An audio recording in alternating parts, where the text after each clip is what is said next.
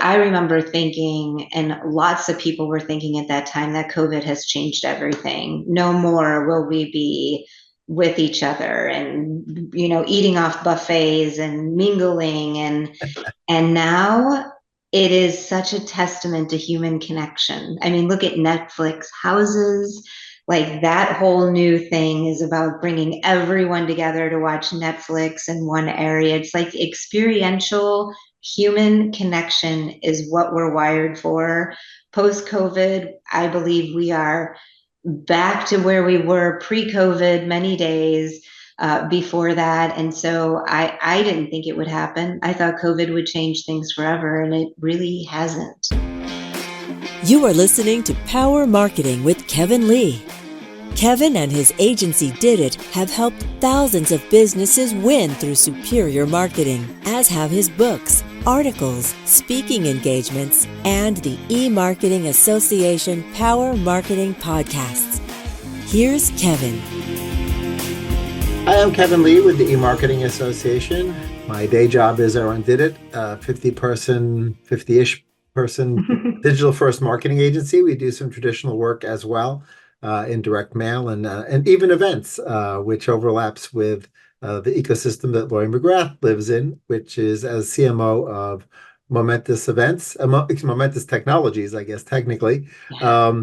She's involved in marketing event platforms on a B2B basis to other folks. So thanks for joining me. For those folks who don't know what Momentus does within the event community, let's start with what the elevator pitch is. Yeah, so I guess the elevator pitch would be that we are and have been around really for 30 plus years. We are pretty much the only end-to-end platform in venue management. So although most associate us with events, we focus in about 5 or 6 main verticals, which would be higher education, convention centers is really where we started and kind of grew from there. Arenas, stadiums, corporate. What we've seen now with COVID, with many people working from home now or having hybrid sort of situations that they need to understand how they schedule training rooms or schedule offices, where's a need that they didn't have prior to COVID because everyone was in the office from 8 to 5. We also have a business that's fairs and rodeos, and we cover the gamut of any type of venue you can imagine. We are there. Performing arts centers is another one I don't want to leave off. So Right. But it would seem like the needs of those different categories are actually quite different. And I would imagine the elements of your sort of technology and solutions is sort of allow you to use building blocks to execute what you're looking to do from a venue perspective. it really is. The interesting thing that I realized coming to this industry, my history has been predominantly in supply chain.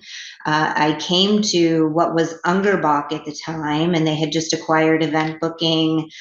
We acquired WeTrack, which is sustainability and risk management. And really the goal was, how do we combine these products underneath one canopy, which we decided when we did the rebranding was Momentus.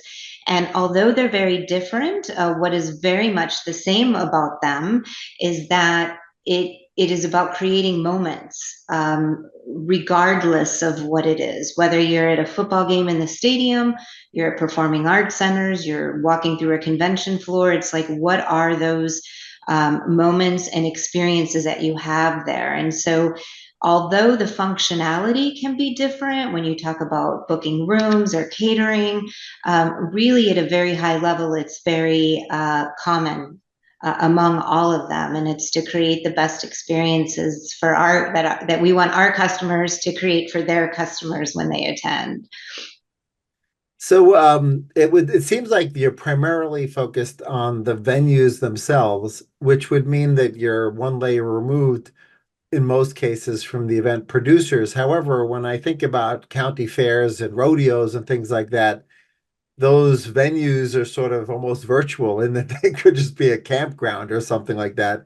And in that case, the event producer is your customer.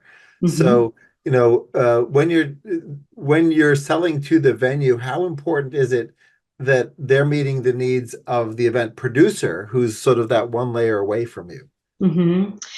I would say pretty much in all of the environments that we work in, we focus predominantly, a lot of times you focus anytime you're selling big platform software or end-to-end software, because we have enterprise all the way down to the low market. You're dealing with sometimes the C-suite in order to get approval for budget. But a lot of times we're dealing with the back office, the administrators, the individuals that are in the system day in and day out.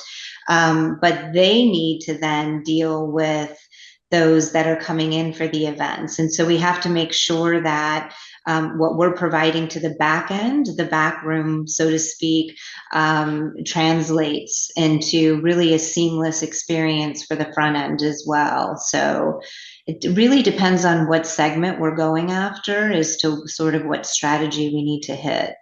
Right, right.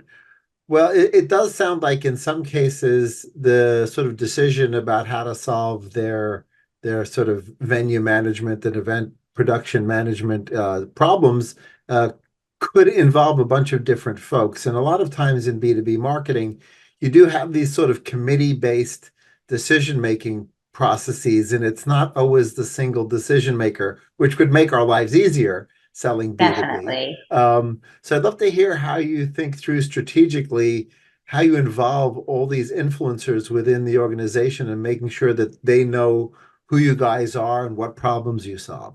Yeah, so that's a great question. And I think sometimes it's really great to have people outside of industries. Being in B&B or being in supply chain for predominantly the majority of my career and then coming into now venue management, I thought would be really difficult to kind of get my arms around that. But what I'm seeing is really what I saw in supply chain back in the day when, say, if you went into healthcare, there would be 15 different silos within a health establishment that really didn't care. I mean, the operating folks did not really care what was happening in inventory. They were concerned about operating. So Mhm. most of the competitors were point of use, just operating specific. So very similar to what we're doing in venue management, there are very few people that are selling the vision that you may be thinking right now just about booking a room, and you may be looking at competitors that are just best of breed room bookers. But what you don't understand with the platform is that eventually we can manage end to end. So you may not understand what you need 3 years from now, but imagine needing that real time visibility among your entire venue, the data that you need, sort of having that control tower that can see everything that's going on. And so it's a very unique sell in that it's not just selling on functionality, it's really selling a vision and a need that will create differentiation down the road for them. And so that's really what we try and focus on there, because you're right. Very often, the departments, even within big areas, there's not one person that's responsible for systems. There's one person that may be responsible for a system in a particular area, but they don't even speak to the other end. The budgets aren't even the same. The Right. board's not the same. So I mean, it's a you really have to understand how to thread that needle to understand like everyone who's involved in that cell. So this may not have been since you joined the company, but perhaps you have some thoughts on it as to the extent to which, post-COVID, the venues themselves helped drive the product evolution. Because I'd imagine that what they needed pre-pandemic versus what they need now has changed to some extent. And how has the product changed as a result of that? Do you know what's absolutely just bewildering about this, and I think there'll be a number of people that will agree with me, is that post COVID, events were events. We were all familiar with how they worked. I would say that corporate was really the only one that was a little bit different because there really wasn't a hybrid sort of situation prior to COVID. But I remember thinking, and lots of people were thinking at that time, that COVID has changed everything. No more will we be with each other and, eating off buffets and mingling. And now it is such a testament to human connection. I mean, look at Netflix houses. Like that whole new thing is about bringing everyone together to watch Netflix in one area. It's like experiential human connection is what we're wired for. Post COVID, I believe we are back to where we were pre-COVID many days before that. And so I didn't think it would happen. I thought COVID would change things forever, and it really hasn't changed much. People are pretty much back and wanting to be together again. So given the fact that the venues are often serving up B2C events and B2B events, there's sort of different drivers as to the return for those two different types of events. In the Mhm. B2B side, have you sort of anecdotally heard, or do you get a sense as to which side of the ecosystem drove the return? Was it the sort of pent-up demand from the sponsors and exhibitors that said, hey, we really can't sell remote. We need to be able to see these people face to face? Or was it the people who enjoyed the networking and the learning and the whole event environment, who would be the attendees, who said, you know what, I got to get out of here. I'm not able to do my job unless I'm out there mingling with people in my industry, et cetera. What was the balance there? Do you feel like one drove most of the shift back, or not really? I really, because even in B2B, if you think about B2B,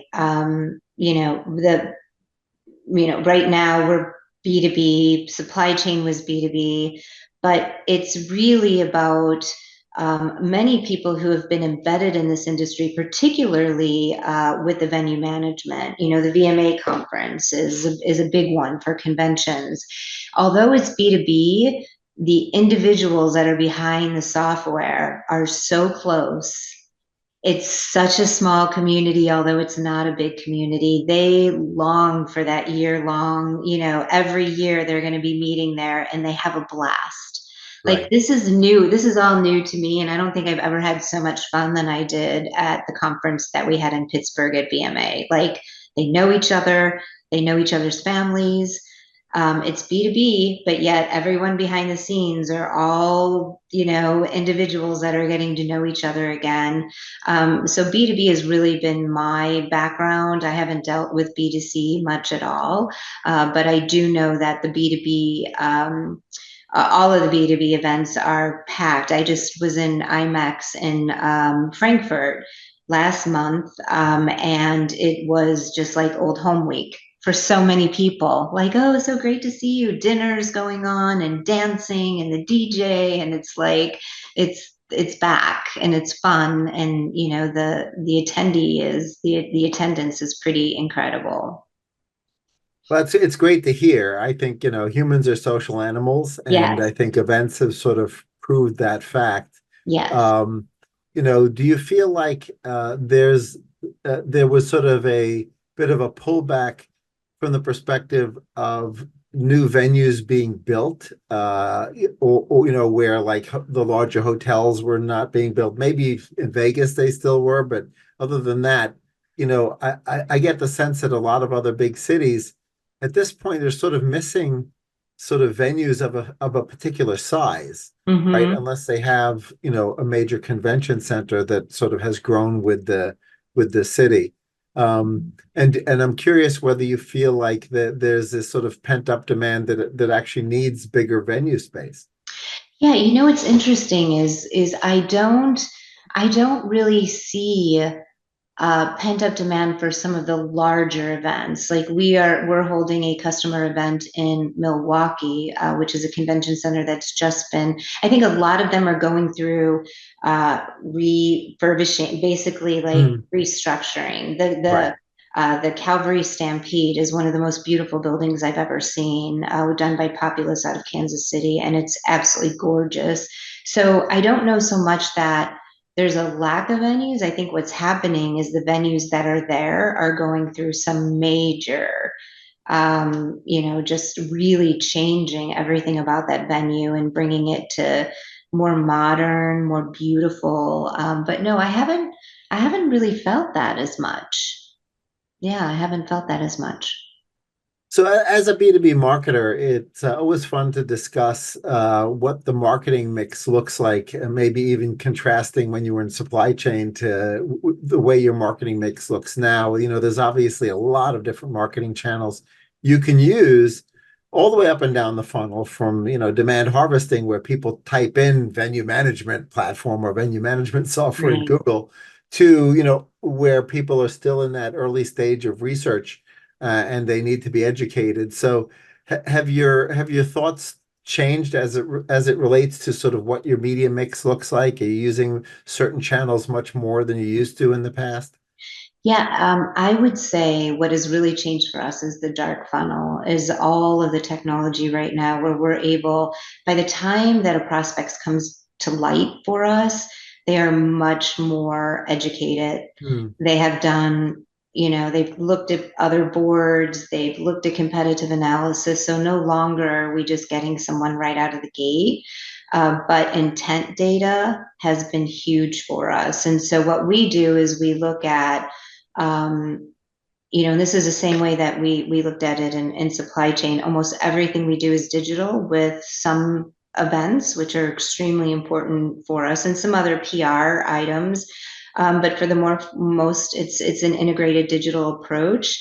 But the intent data, which allows us to import with intent, that we use as, we call it secondary primaries, when they're really sort of raising their hand, filling things out. I really want to know about this, and they fit within the parameters of what we would call a viable lead. Those are gold. And then, but what we're realizing is by the time that the others get to this, the AEs to call out and do different things with that, they are pretty much, they've gone through quite a bit by the time they get to them. So I would say intent and some AI has really made our job easier. But the way in which we operate is still very much the same. Scoring, how it goes through the SDRs, through the AEs, it's very much the same. Based on this sort of dark funnel where people are using, web in particular to educate themselves before they sort of give any strong intent signals, uh, do you feel like B2B marketers in similar categories to yourselves should really think a lot about investing in that educational content that is sort of mid to upper funnel to make sure that their brand is reflected positively in all the conversations that are going on? Yeah, so we look at our content and really in three segments. We look at top of funnel, which is educating. A Mhm. lot of times they don't know what they don't know. And so we have to educate, particularly in industries that aren't familiar with knowing that they need to book out rooms, or they can integrate Outlook, or they can do other things that they weren't able to do. So you do have to have that material that's sort of 30,000 feet, that just kind of, it's sort of an embryonic at that point.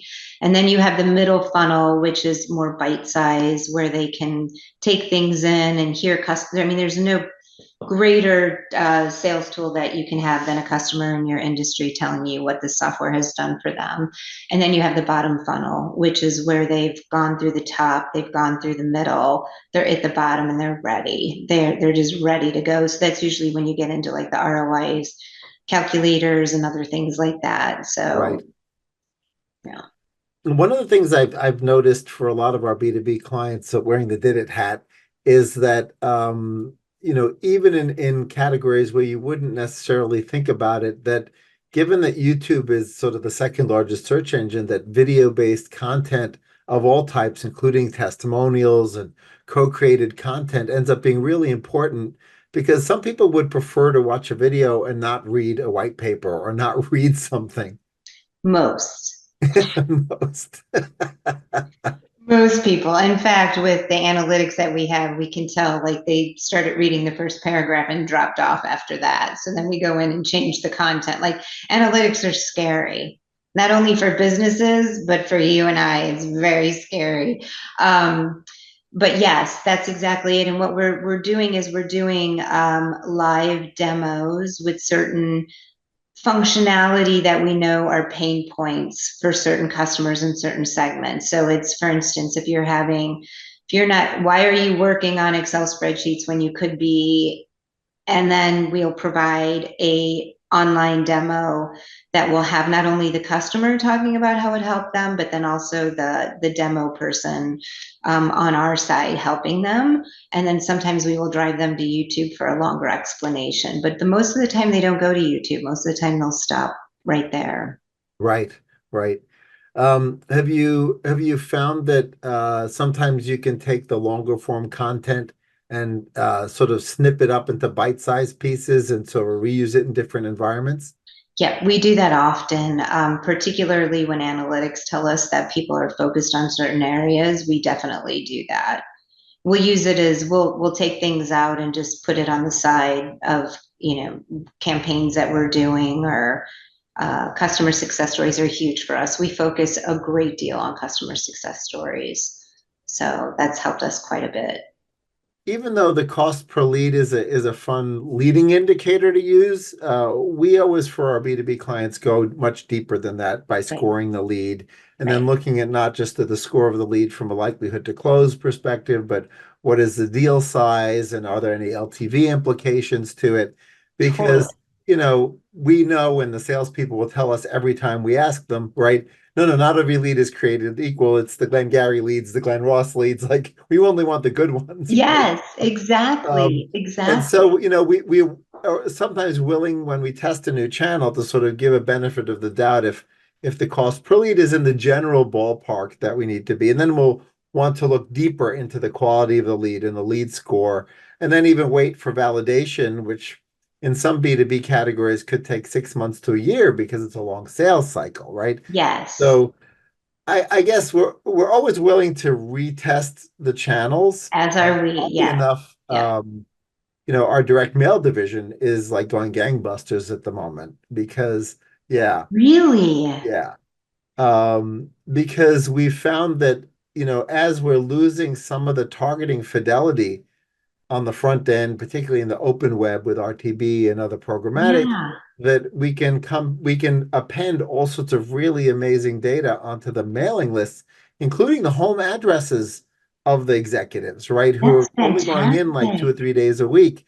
So Yeah, by hitting them in two locations, direct mail is like back from the dead, right? interesting. So, Yeah, you combine that with some of the stuff you can do with variable digital printing and putting custom QR codes on every piece of mail unique to the recipient.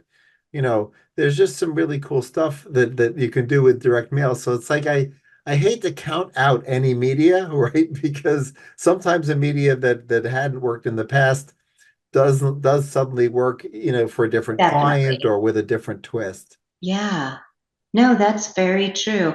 I think too with LinkedIn, just with a title, like a title of a CMO, I think attracts lots of like, I don't know that people always understand what you get in a day. I literally get 20 to 25 selling truly, and I don't even know what is what. And so I think that's part of it as well, that there's Yeah. just an influx based on titles sometimes. And so yeah, but no, the direct mail is interesting. Yeah. I mean, the other fun thing that's where targeting still exists, and again, people don't necessarily realize that is in connected TV, right? And so you can do household level targeting, and if you happen to know executives, are watching the news or sports, which are really only the only two that sort of real time TV watching Right. that occurs these days, you Yeah. can actually end up reaching those people, through connected TV. Yeah. So I think as B2B marketers, you need to be a little guerrilla, right, and try a lot of different things and come up Exactly. with a media mix that sort of works for you. Yeah, definitely. We also sometimes, I don't know if has ever happened in any of the places that you've worked, and it overlaps a little bit with the event space, is sometimes there's like a senior marketer at a major brand who ends up making a decision to sponsor something because they like it, not Hmm. necessarily because it's where the target audience is. And so Yeah. you'll see like golf event sponsorships or Yes. NASCAR sponsorships or these kinds of things. And sometimes it's a little bit of a head scratcher. You're like, really? You dropped a $500,000 on Yeah. this sponsorship? Do we really think that the people you're trying to reach are there? Yes. So, Yeah. um, do you find that when you're marketing to the, trying to break through the clutter to your prospects, that sometimes you've got competitors or you see situations where the media mix that you see for others is a bit of a head scratcher? Yes, sometimes it's interesting though, with the type of, when you think about Momentus, we have the end-to-end enterprise, and then we also have Elite, which is not as, end-to-end. It a lot of our competition are point solutions, Ah, and right, so we don't see that as much. Like most of what we're in, others are in. So I mean, I think it's interesting. Even with Gartner, there isn't really a category. There's a category for event software, but it's mostly the front end event yeah, software or registration yeah. or so. I think it's a pretty new. I mean, I think we've got some real room to make it something pretty incredible if we just keep at it. So that's what we're really focusing on.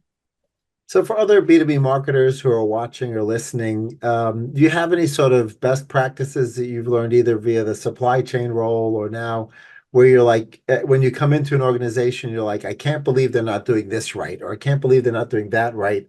And where they, they're sort of the no-brainer, low-hanging fruit stuff that people need to make sure they focus on.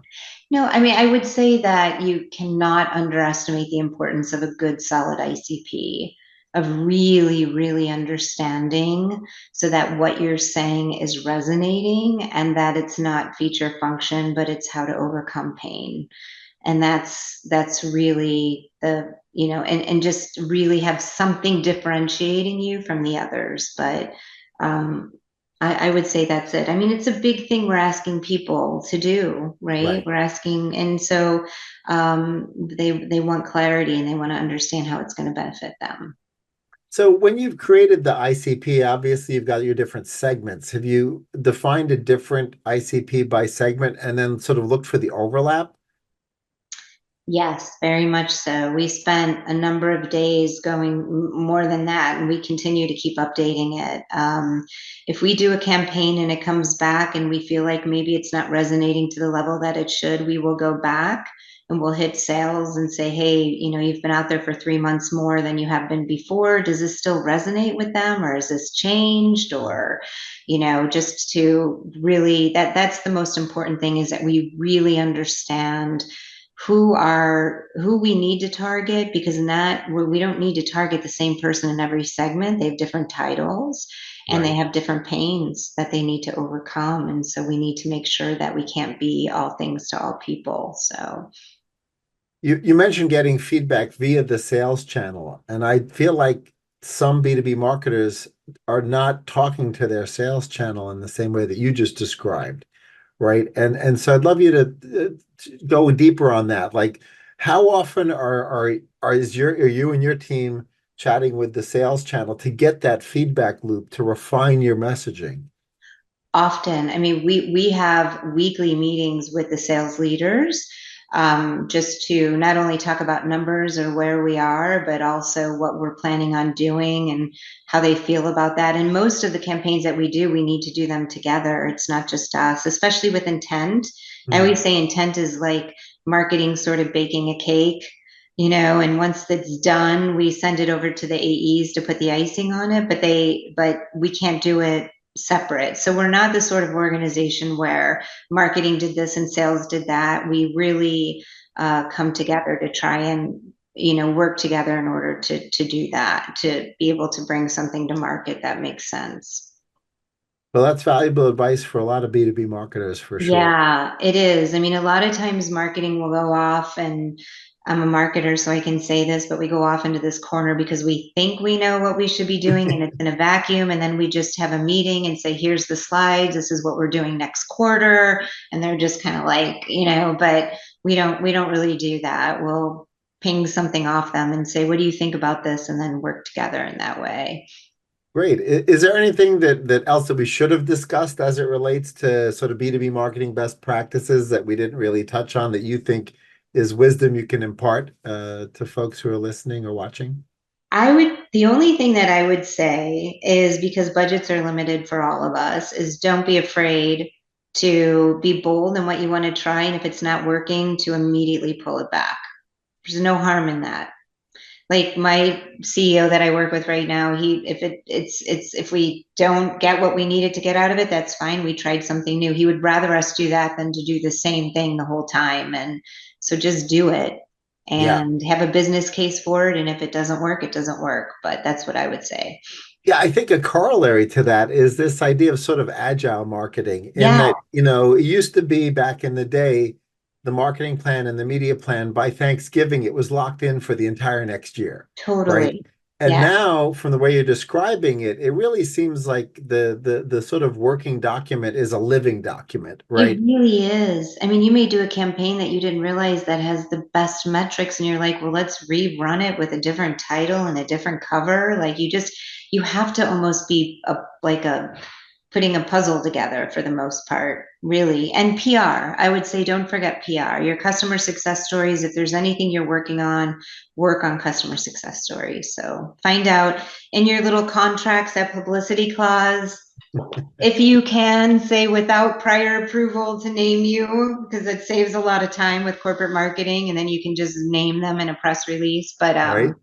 it's usually the first thing that's negotiated out. So That's a great little tip for people to take a look at their contracts and try to weave that in there. I think out of courtesy, I probably would still go back to the more important ones, just yes, to let them yes, know, by the way, totally. we're Yeah, going to do that. But yeah, that's super valuable. yeah. And it's interesting that you mentioned PR, because we've seen that uh, all forms of earned media, PR, digital PR, content creation, content co-creation, that those seem to be correlating very highly with showing up in an AI LLM chatbot result, Exactly. right? And so, the search engine results page is going to be here for a while, those 10 or 20 blue links that you'll see in Google or Bing. But more and more people are just asking ChatGPT or So Claude or true. Gemini or Perplexity, which is like a mashup of all of those things, right? And they're not getting a traditional search engine results page anymore. I know. So we It's see a very lot of true. folks asking us, like, okay, well, how do I future-proof my visibility for the chatbot? And PR is one of the ways you do that. Yes. Yeah, definitely. Definitely. So Great. Well, thanks, Laurie, for sharing thank your wisdom. you. I'm so It's been glad you a reached great out. It's conversation. been so fun. Yes. I love marketing. Anytime you need to talk about anything, I'm here. Absolutely. No, All right. marketing is fun. We get to do, it's sort of like it being in the, music or entertainment industry. Like, we get to wake up every day and do what we Right? love, for I sure. know. It's so true. Okay, great. Well, Thanks thank so you much so for much, joining me. Kevin. Okay. Bye-bye. Kevin Lee's Power Marketing is available on all your favorite podcast networks. Kevin loves helping businesses excel at marketing. Having marketing challenges? Just like Santa in The Miracle on 34th Street, if Kevin can't help you, he'll know someone who can. Find him on LinkedIn, subscribe, or follow.